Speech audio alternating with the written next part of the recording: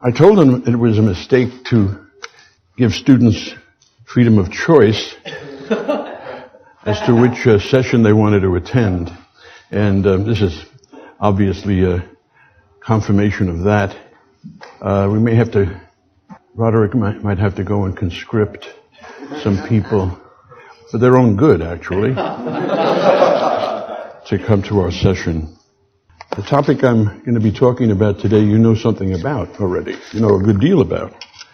Because it has to do with the animosity, the hostility of intellectuals against the market. And you spent a lot of time with people who certainly could be called intellectuals, your professors, and even your high school teachers, for the most part. And I think that you're picked up on this hostility, most probably. A lot of you, maybe most of you, maybe all of you, know the name of Robert Nozick. Robert Nozick. What? What is this? Is this sabotage? So what am I supposed to do with down this way, right? Okay. Robert Nozick. I knew Bob. In fact, if you ever care to, you can look up under my name the archives in Lou Rockwell, I think, on how Robert Nozick became convinced of libertarianism. It began by being an ordinary run-of-the-mill left liberal, and then at grad school he met a friend of mine who had already become a libertarian, Bruce Goldberg, and Bob started reading and eventually became a libertarian. And that was a big breakthrough for us because while the intellectual world couldn't bring itself to pay much attention to Ludwig von Mises and Hayek, let alone Murray, he was a Harvard professor who wrote a book called Anarchy, State, and Utopia in a libertarian theme. Bob went to undergraduate school at Columbia, then grad school at Princeton, and then finally he was a Harvard professor.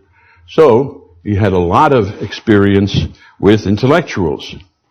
And Bob wrote about arguing with members of the academic community when he himself was defending laissez-faire capitalism.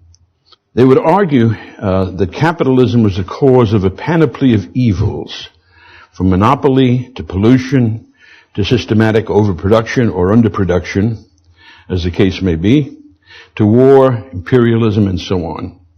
And Bob said that after he refuted a particular charge, his interlocutor would, as he said, drop the point and quickly leap to another.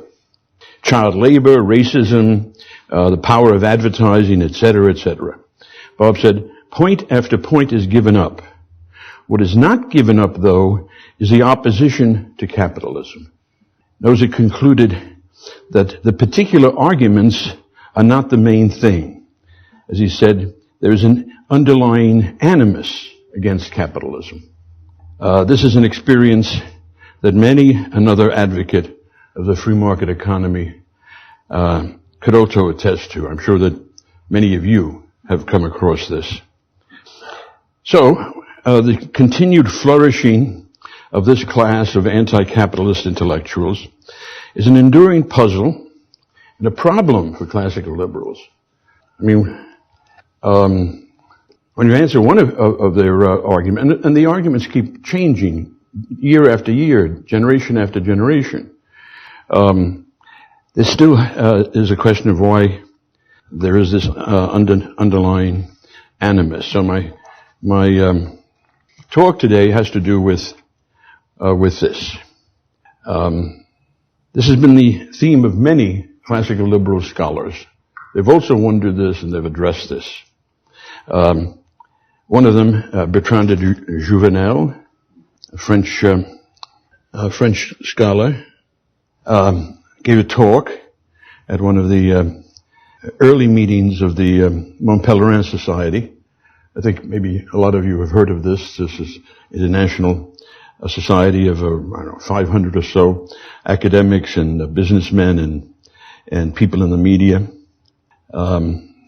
What Juvenal came up with was, I'm going to be presenting a number of different theories and then tell you what I think is the best, is one that I don't find particularly appealing. He says, what counts in the framework of the market economy is not academic judgments of value, but the valuations actually manifested by people buying or not buying. And Juvenal said that intellectuals tend to have rigorous standards, and they can't have very much respect for the valuations of the consumers. But it's also the case that in democratic welfare states, politicians and bureaucrats are supposed to serve the public rather than to struggle to preserve standards of excellence. And yet the intellectuals' animosity and hostility is not typically directed against democracy, or let alone the welfare state, or its leaders and functionaries. Another member of the Montpellier Society died a few years ago, R.M. Hartwell, for some reason called Max. Many of us in the movement have aliases. Tends to throw various police forces off our track. Who said that? What? Well, wait until the question period, all right? Now, Hartwell delivered a talk at Montpellier on a very interesting aspect of this. He drew attention to the systematic character of anti-capitalist thought among intellectuals, as experienced by the typical educated citizen in a Western democracy. History, that is, the discipline of history, is only one element in a battery of self-reinforcing prejudice against the market economy. The student will undergo courses with this prejudice in literature, economics, philosophy, sociology, and other subjects. Student is continually subjected to data and interpretations that converge on a single point: the viciousness of private enterprise, the virtuousness of state intervention and state-supported labor unions. And Hartwell said, and what schools and universities propagate in formal education, many other institutions reinforce, particularly the churches, particularly the Protestant churches, mainstream Protestant churches, the creative arts, and the mass media. Most of us, well, I don't know, you people are younger than is really good for you. But many of us have come to recognize the truth of the statement by Joseph Schumpeter. I mentioned Schumpeter in a previous talk. He was an Austrian and an economist, but not an Austrian economist. He followed strict early neoclassical views. He liked Pareto and Walras. And Schumpeter, who had, sort of wicked turn of mind, said that capitalism stands its trial before judges who already have the sentence of death in their pockets. The only thing that changes, he said, is the indictment, the ever-changing indictment. What is it nowadays? Global warming, globalization, whatever it might be. And this ever-changing indictment is presented by the intellectuals. It goes back to really the beginning of the capitalist system. In earlier times, the intellectuals indicted capitalism for the immiseration of the proletariat, that is, working people were getting poorer and poorer, inevitable depressions, the disappearance of the middle classes. This is a typical Marxist interpretation, but many other socialist intellectuals repeated it. Then, a little later, it was for imperialism and the inevitable wars among the imperialist capitalist powers. That was very big at the time of Lenin. In more recent decades, the indictment again changed, as earlier accusations became obviously untenable. Capitalism was charged with being unable to compete with socialist societies in technological progress. I guess you don't believe that, but that anybody ever said that. But when the Russians put the first space vehicle up, the Sputnik, everywhere you saw it. My God, we've fallen behind. The Soviets are so far ahead of us, and a lot of things followed from that, which is, for instance, a lot of money funding National Science Foundation and also science scholarships. It was another indictment around that time was that capitalism promoted automation, which would lead to catastrophic permanent unemployment. As we now know, about 90% of working age people are out of work. Capitalism was accused of creating the consumer society. That's supposed to have a negative connotation to it, believe it or not, but yes, it's a consumer society. And the piggish affluence that goes along with this kind of society, but at the same time proving incapable of extending such piggishness to the underclass of capitalist societies. Neo-colonialism was invented, this is still very much current, oppressing women and racial minorities and spawning a meretricious popular culture. Oh, and now this, destroying the earth itself. George Stigler, who maybe you know was one of the leaders of the Chicago School, along with Milton Friedman. George Stigler remarked, a constant stream of new criticism, such as the problem of homeless families, is being invented, discovered, and heavily advertised. The question is, what's at the root of this? Why should this be? Israel Kirzner, whom I admire very much, and who's a very fair-minded person, I think, said, whatever the stated specific denunciations, and not given to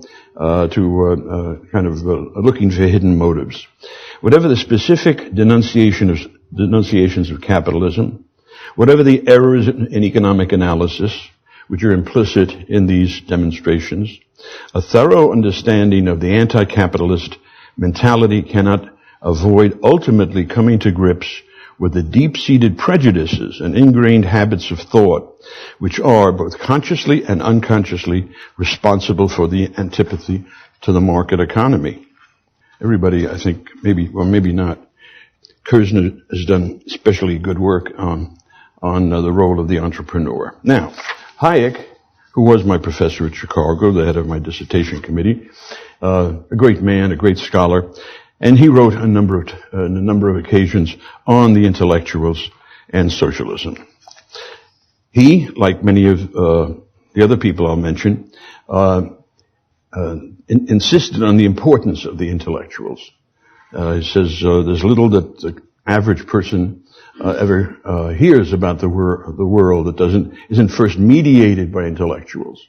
And an important fact, there's nothing that we ever learn about other countries that is not mediated by their intellectuals and then ours.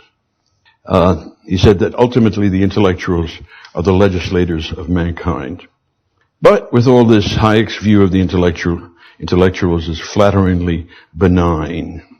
He says their ideas are determined by and large by honest convictions and good intentions. I told you Hayek liked too many people. In his essay on the intellectuals and socialism, he does mention in passing the intellectuals' egalitarian bias, but the analysis is basically in terms of their scientism. That's a term that Hayek liked and used a lot. That is the improper application of the methods of natural science to human affairs. And he talks about this in one of his best books, really, The Counter-Revolution of Science. He says the chief influence on intellectuals has been the example of natural sciences and their applications. As man has come to understand and then control the forces of nature, intellectuals have grown infatuated with the idea of a similar mastery of social forces that could produce similar benefits to mankind. Under the sway of such beliefs, he says, that deliberate control or conscious organization in social affairs is always superior to the results of spontaneous process. They came to believe also that any order based on a plan beforehand must be better than one formed by balancing opposing forces. He even makes this astonishing claim, to my mind, that with the application of engineering techniques, the direction of all forms of human activity according to a single coherent plan should prove to be as successful in society as it has been in innumerable engineering tasks, is too plausible a conclusion, not to seduce most of those who are elated by the achievements of natural science. Now, to my mind, it's very hard to follow what his reasoning is here.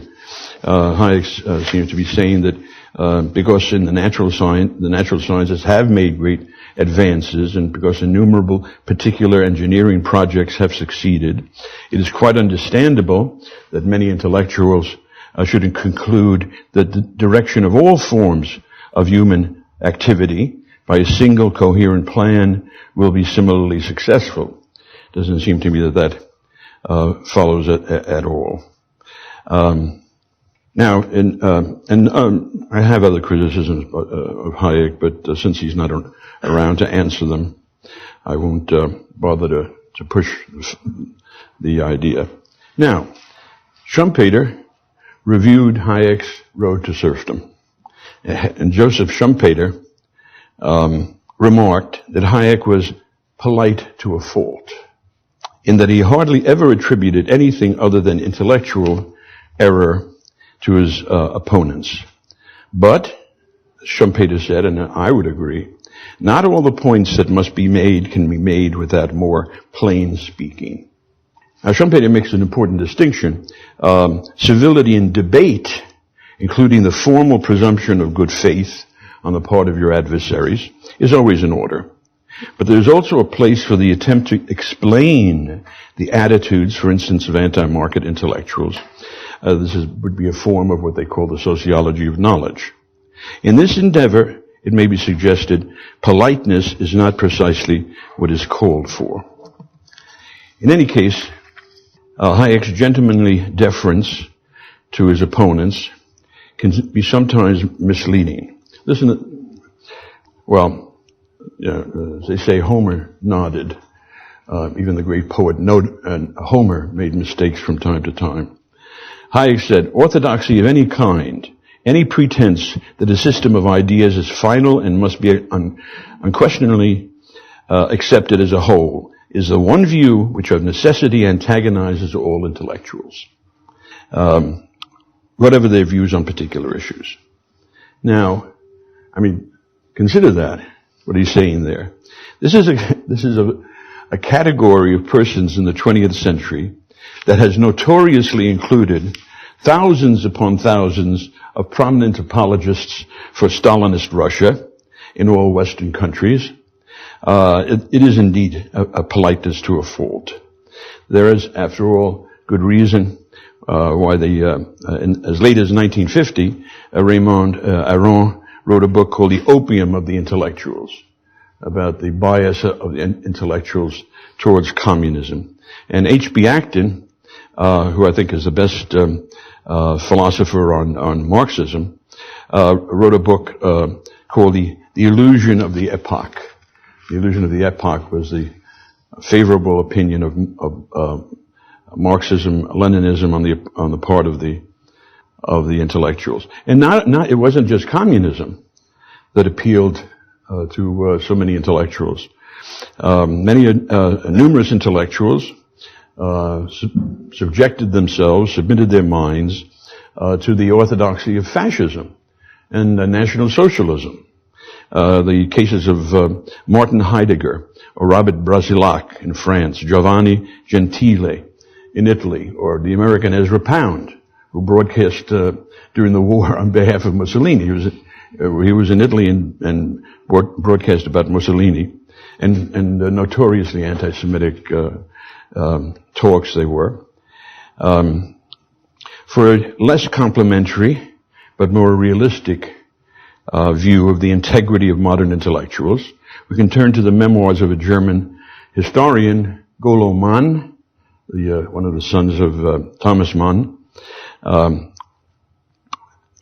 in his diary of 1933, on 18th May, I attended an assembly where Joseph Goebbels spoke in front of a writers' meeting at the Hotel Kaiserhof in Berlin. And Goebbels said, "We Nazis have been reproached with not being concerned with the intellectuals. That was not necessary for us. We knew quite well that once we came to power, then the intellectuals would come over to our side." And Mann said, thunderous applause from the intellectuals that he was addressing. Robert Higgs, I've mentioned Higgs before, but if you haven't read his book, Crisis and Leviathan, it is indispensable, both empirically and theoretically.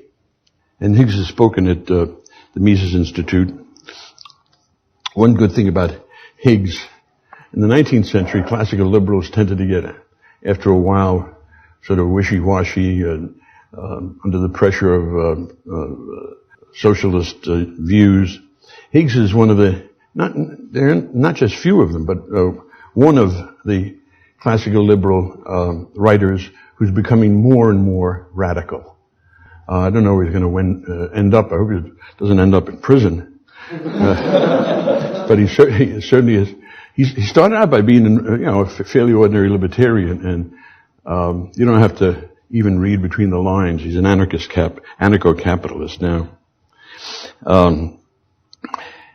So, what is the reason for this attraction? Now, he wrote about the progressive era and the progressive intellectuals, and he said that they were all attracted by this idea of a social organization, their reconstituted state that was composed of engineers, planners, technicians, and bureaucrats, and that put a wise minority in the saddle.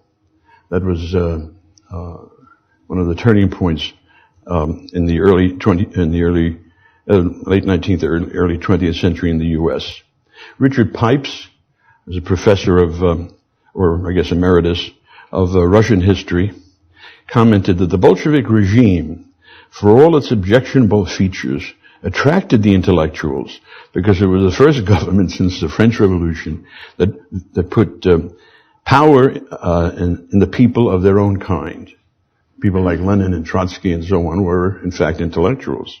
In Soviet Russia, intellectuals could expropriate capitalists, muzzle reactionary ideas, and execute political prisoners, political opponents. So, we still have the problem. How come? What is this? What's happening here? Schumpeter had a theory of his own, and a very early, I think 1950 book, still valuable, Capitalism, Socialism, and Democracy by Schumpeter. There's a lot of interesting insights there. Schumpeter says that, there's one thing. Compared to previous social orders, capitalism is especially vulnerable to attack, unlike any previous form of society. Capitalism inevitably, and by virtue of its very logic, creates, educates, and subsidizes a vested interest in social unrest. Max Weber had the same sort of idea. Capitalism and the liberalism that goes along with capitalism almost inevitably creates a critique of social institutions. Other civilizations, the intellectuals, very often they were the priests, were bound up with the power structure of their society. They accepted that without question. Under capitalism, there's a constant critique that goes on. And in particular, he said, capitalism brings forth and nurtures a class of secular intellectuals, that is, not priests, who wield the power of words over the general mind. The capitalist wealth machine makes possible, it didn't turn out to be a immiseration of the working class. It's not that they got poorer and poorer and started dying off like flies. Capitalism's created now the richest world that ever existed. The capitalist wealth machine makes possible cheap books, newspapers, ever-widening public that reads them, and the freedom of speech in the press enshrined in liberal constitutions, even maybe against the interests of capitalists, constitutes or implies the freedom to nibble at the foundations of capitalist society. A constant gnawing away, I would say, that is promoted by the critical rationalism inherent in liberal capitalist society. Moreover, in contrast to earlier regimes, the capitalist state finds it difficult, except under exceptional circumstances, to suppress dissident intellectuals. Such a procedure would conflict with the general principle of the rule of law and limits to the police power, which capitalists themselves tend to favor. So, what does Schumpeter tell us? The key to the hostility of the intellectuals to capitalism is a consequence of the spread of education, particularly of higher education. Didn't Obama say he wanted everybody to go to college? Yeah. Huh? Yeah, well, that'd really be a great idea. I mean, right? Considering that the average IQ is 100 by definition, it'd be great to have. I'm glad I'm not teaching anymore. So the extension of higher education, he says, creates unemployment or underemployment of the university school classes. Many become, he says, psychically unemployable in manual occupations without necessarily acquiring employability in, say, professional work. The tenuous social position of these intellectuals breeds discontent and resentment, which he says are rationalized as objective problems and pathologies of the social system. This is a quote now. This emotional malaise will much more realistically account for the hostility to the capitalist order than the theory, itself a rationalization, according to which the intellectual's righteous indignation about the wrongs of capitalism simply represents the logical inference from outrageous facts. A major merit of Schumpeter's argument is that it elucidates the abiding feature of the sociology of radicalism and revolution. Marx said that the land question was a hidden history of the Roman Republic, and there's a lot of truth to that. The hidden history of the rise of the modern state is the hunt for government jobs. The interconnection between overeducation, a widening reservoir of unemployable intellectuals, the continuing pressure for bureaucratic positions, and the political turmoil that was common in Europe in the 19th century. A lot of European observers noted that the revolutions that would break out, let's say revolutions in 1848 or periodically throughout the century, the leaders were very often people who were university educated but couldn't get any jobs. Later revolutionary movements, whether left or right, can be understood to a large extent as the ideologically camouflaged race arrayed on the great state employment office. This was the case also about the Nazis, by the way, in connection with the Nazis. A very large proportion of the early activists in the National Socialist movement were artists. I mean, Hitler's an example himself, who were not recognized, who were basically unemployed. In the avant-garde culture of Weimar Germany, they were more traditionalist, and Many of them flocked to the Nazi movement. So, from this perspective, we obtain a deeper understanding of the claim that the welfare state saved capitalism. Maybe you've heard that? What the welfare state actually has accomplished is to furnish a never-ending source of government jobs for the mainly middle-class products of what is still laughably referred to as university education, without, as in the 19th century, requiring a revolutionary assault. Now, while there's obviously a lot of sense in Schumpeter's analysis, there are problems. Most of all, it is not so much the unemployed intellectuals who are the problem, as the ones who are employed. Intellectuals unable to find suitable jobs may well provide the receptive subculture, as well as occasional cannon fodder, for anti-capitalist movements. Among communist anarchists in the 19th century, for instance. But Schumpeter's thesis does not hold for many other cases, probably the most historically important cases. Emile Zola and Anatole France, Gerhard Hauptmann and Bertolt Brecht. One of the things I'm really sorry, you've probably heard of Brecht, right? Well, I'm sorry, he didn't live to see the death of the German Democratic Republic. I'd like to have seen him choke himself to death. Or in England, the Fabians like H.G. Wells, Bernard Shaw. In America, John Dewey, Upton Sinclair. These were not unemployables. Today, they were stars. They became internationally famous. Today, the stars of the news people on mass news media in advanced countries, all they do is read what they see in the prompter.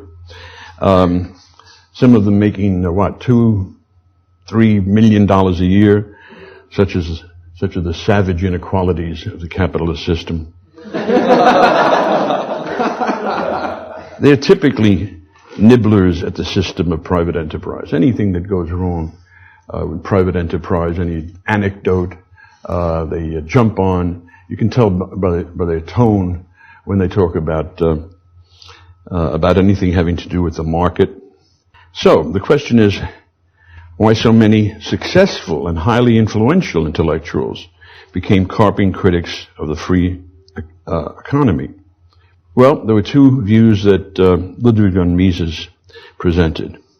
If Schumpeter declined to be polite to a fault, what can we say about Ludwig von Mises? No one surpassed Mises in the importance he attached to the power of ideas. And I don't think it's his best book at all, really, The Anti-Capitalist Mentality, if you've looked at that. Very often he emphasized invidious personal motivation, resentment, bitter envy, as a source of anti-capitalism. Because before capitalism, there'd been the society of status, and as he says, some peasant's wife could say, "How come you only earn a loaf of bread a week, and why don't you go out and make a lot of money?" And the peasant himself could say to his wife, "Well, why weren't you born the daughter of a duke?" Then we would have been really well off. But with capitalism, there are careers open to all talents, and the lack of financial success becomes a judgment upon the individual. This is a burden, according to Mises, he attempts to shift by scapegoating the social system itself. Intellectuals share this weakness, perhaps in an accentuated form. And on occasion, Mises goes far as to trace the psychological roots of anti-capitalism to a mental pathology. The scapegoating of the social system by those unable to cope with the reality of their relative failure in life, Mises says, is a mental disorder which psychology has so far neglected to classify. So he engaged in a bit of volunteer psychiatric nosology, that is, invention of terminology, and he ventures to call this condition the Fourier complex, after the French, early French socialist Fourier, who was really a sad case. Now, although Mises' focus on envy and resentment is the best known of his attempts to explain the anti-capitalist mentality, a second and different approach appears more fruitful. He has an essay entitled, from the 1930s, entitled "The Psychological Roots of the Resistance to Economics." Mises was a great guy, the best teacher I ever had, but he had a tendency to think of his opponents all as anti-economists. I mean, they could be Nobel Prize winners in economics, but they were anti-economists. They rejected economics. Mises launches a radical attack on the strand of traditional Western morality that has stigmatized money-making. The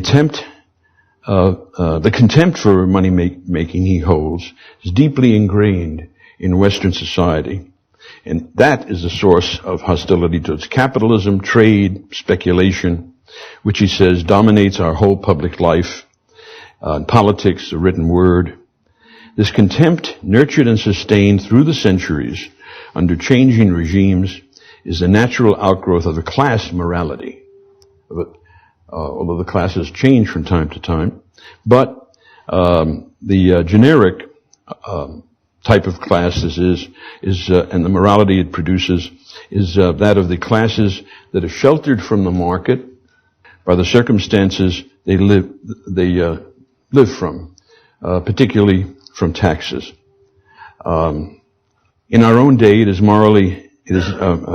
morality generated, as he said, by government-funded priests, that is the clergy in Europe that are subsidized by the government, by bureaucrats, professors, and army officers, who look with loathing and scorn on entrepreneurs, capitalists, and speculators. Now, there are other theories that are interesting. Helmut Schoeck was a German sociologist that lived in America, and he wrote I guess his most famous book is called Envy, simply called Envy, and you can buy it you can get it from Liberty Press in Indianapolis in paperback. If you're not familiar with Liberty Press, check them out on the internet. They were founded by Pierre Goodrich, whom I knew, who was a businessman, very successful businessman and lawyer, and in Indiana, and left the bulk of his fortune to the Liberty Fund to fund meetings of scholars, but also to produce books. And I think that they're obliged to lose money on every book that they produce, because the production values are terrific and the books are very cheap. So you might check them. And Envy is one of the books. And Schoeck says envy is a strangely under-investigated phenomenon, because all the data we have from anthropology, ethnology, social psychology, and history shows the prevalence of envy. Human beings are by nature prone to envy, he says, which springs from a primitive conception of causality that interprets the good fortune of others as having been achieved at the cost of oneself. So they're envious people, but people are equally subject to a universal fear of one's neighbor's envy, and also the envy of the gods and the spirits. This, by the way, he said, was one of the greatest advances of Christianity, that God was not envious of the good fortune of human beings, as all the other the Greek and Roman gods and all the other religions had preached. Fear of the envy of others, the evil eye, for instance, gives rise to primitive, pre-religious, irrational senses of guilt, and the behavior pattern that he calls envy avoidance. In various societies, various means have evolved to cope with this sense of guilt, to ward off the retribution of the envious. With intellectuals in capitalist society, envy avoidance often manifests itself in support for egalitarian causes. The diffuse dread of the envy of others, Schoeck finds, is the root of that general aimless sense of guilt, which during the past 100 years has exercised so disrupting and disorienting an influence. The pangs of guilt, also called social conscience, the naive assumption that there could ever be a form of society that was either classless or devoid of guilt, of envy, have been responsible for the adherence to leftist movements of large numbers of middle and upper middle class people. In adhering to movements that preach social and economic equality, these intellectuals assuage their guilt and anxiety. For now, they can feel that they're helping to bring society along the road to total lack of envy. To my mind, Schoeck's theory has the advantage of accounting for the peculiar self-righteous idealism displayed by so many leftist intellectuals, especially among the young, not so much now, but let's say in the 1960s. Sensitivity to the envies of others is so deep-rooted in the human psyche that most people erroneously interpret the sense of redemption and peace, which they feel when they have made concessions to envy, as confirmation not only of their moral superiority, but also of the expediency of their action in the reality of the here and now. Well, it seems to me there's some truth there. Now, George Stigler and Gary Becker and some others have denied that the intellectuals have much influence at all. People are led by calculations of utility, but, how do they decide what's in their interest or not, what's useful or not? Very often it has to be through determining what particular ideologies help them or not. And, the whole history of the rise and fall of Soviet communism is a refutation of that. From the very beginning, they devoted enormous resources to propagating the ideology of Marxism, Leninism, from the very beginning until the very end. But then the subversion of the Leninist faith began after Stalin's death, and the intellectual thaw introduced by Khrushchev. And finally, we could talk a lot about this, but what brought about the end of the Soviet Union was not Reagan's increase of the defense budget, which they couldn't meet. It was the undermining of the faith of the Soviet establishment in its own legitimacy. The same thing that happened to the French nobility just before the French Revolution. And this was because of the great revolution in information delivery.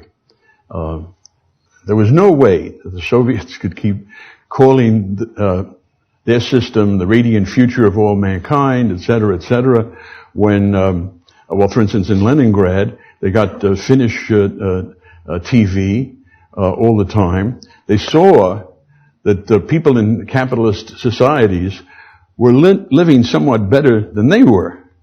Oddly enough, there were no long lines for bread in capitalist societies, and the other terrible things that were going on in Russia. So that's my own view, that the collapse of the possibility of a Soviet ideology led to the final end of communism. At the end, nobody was willing.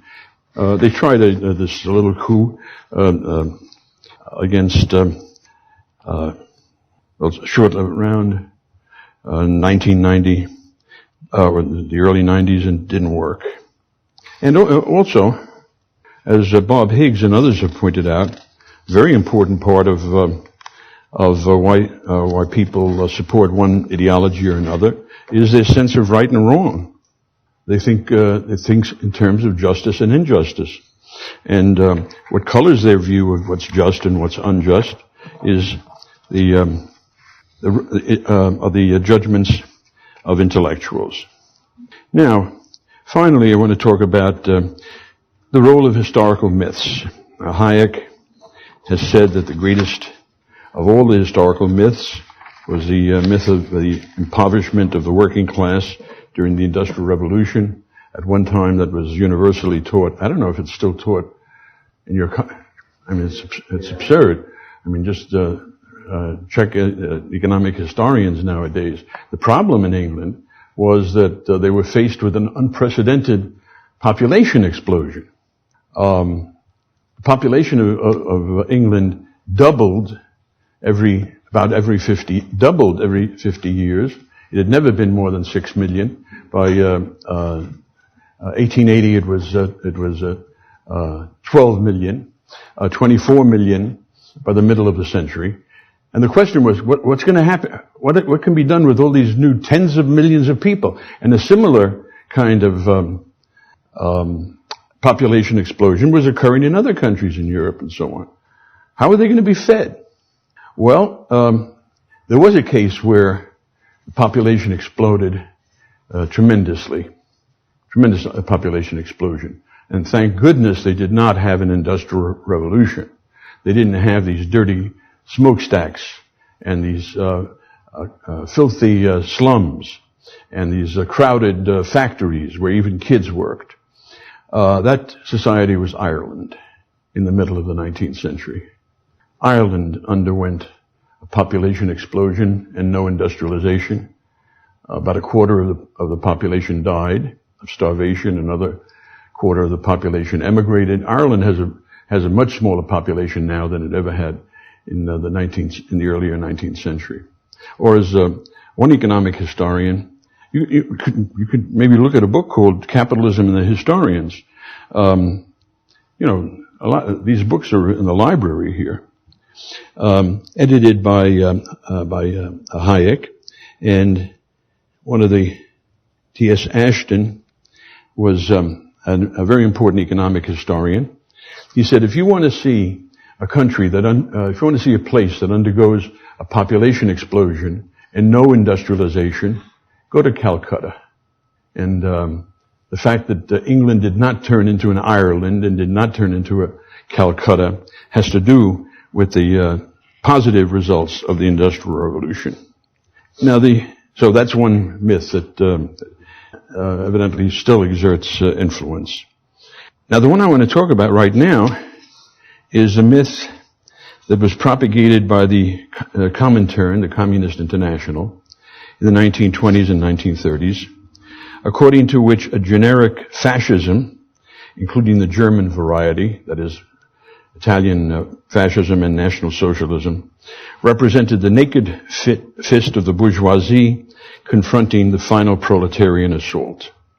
For years, socialists continued to tout that line, the line that the financial and political support of German big business was to a great degree responsible for Hitler's coming to power, and consequently for the Second World War and all the horrors. In the Federal Republic of Germany, intellectuals under the influence of Max Horkheimer, a famous member of the Frankfurt School, repeated the aphorism, "He who does not wish to speak of capitalism should also be silent about fascism." That sounds very profound, I guess. The view was shared and propagated by many prominent non-socialist writers. Alan Bullock, Norman Stone, H. Stuart Hughes, until in 1985, Henry Ashby Turner wrote a book called German Big Business and the Rise of Hitler. Turner was a member of this great Yale history department that included Jonathan Spence and Paul Kennedy and others in the 1980s. So the book is called German Big Business and the Rise of Hitler. It is a superb work of scholarship and demonstrates that this interpretation was simply a myth. He went into detail. He didn't deal with generalities or theory. Went into empirical detail. Whether he's going to have any more effect than someone like Ashton, well, we'll see.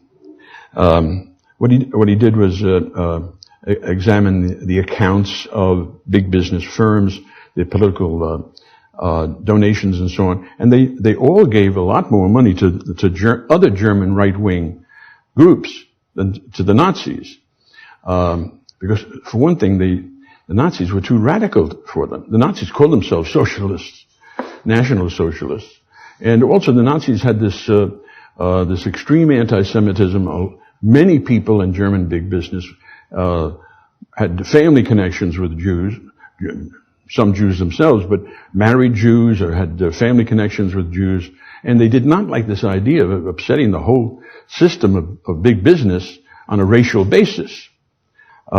Seemed like a crazy fanaticism to them. So they gave their money to other right-wing groups.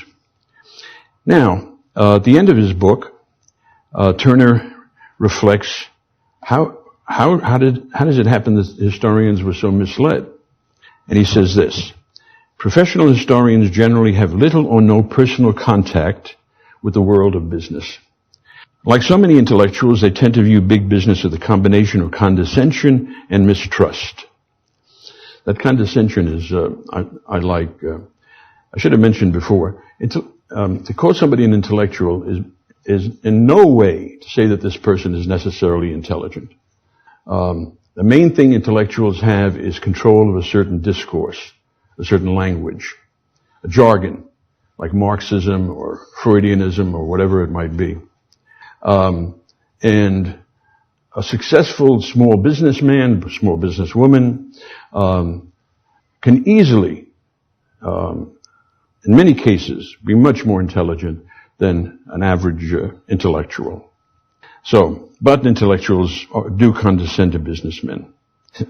I mean, they can deconstruct William Blake, right? A businessman can't do something as important as that. Since almost all of those who have concerned themselves with the relationship between the business community and Nazism have to one degree or another stood left, or at least left of center in their political sympathies, a great many have found it difficult to resist the temptation to implicate big business. Although deliberate distortion figures in some publications on the subject, it's more a question of the susceptibility of most historians to the myth, which I've dealt with in this novel, in this volume. It's not a question of intellectual dishonesty; it's a question of a mindset. So, another way of putting Turner's explanation is in terms of one of the several components of the Marxist concept of ideology, which can be very useful. Any individual's comprehension of social relations is inevitably skewed by the particular position he himself occupies in the network of social relations, because necessarily he comes to understand the whole from the point of view of the part. Seen in this light, the root of the problem lies in the social position, the way of life of the academic intellectual. Essentially, he is a Mandarin. It comes from the history of China. He's accustomed to for us to reiterate Mises's point, he is accustomed to living from an assured source of income, usually the state, with professors in public universities, usually taxes, but it's similar with guaranteed endowments. As such, he will rarely find it possible to appreciate or even to understand the position of capitalists, of entrepreneurs, of traders, landlords, speculators. These are men and women who live and die by the vicissitudes of the market. It's not the case with intellectuals at all. Thus, the problem turns out to be not so much one of invidious personal motivation as of a socially determined, distorted cognition. Well, you might say, in reply, that it's the academic intellectuals who, of all people, are morally obliged to free themselves from the socially imposed blinders, to strive to see the free market as it really is. That they have manifestly not lived up to this obligation is just another way of stating the problem that I've talked about today. Thank you.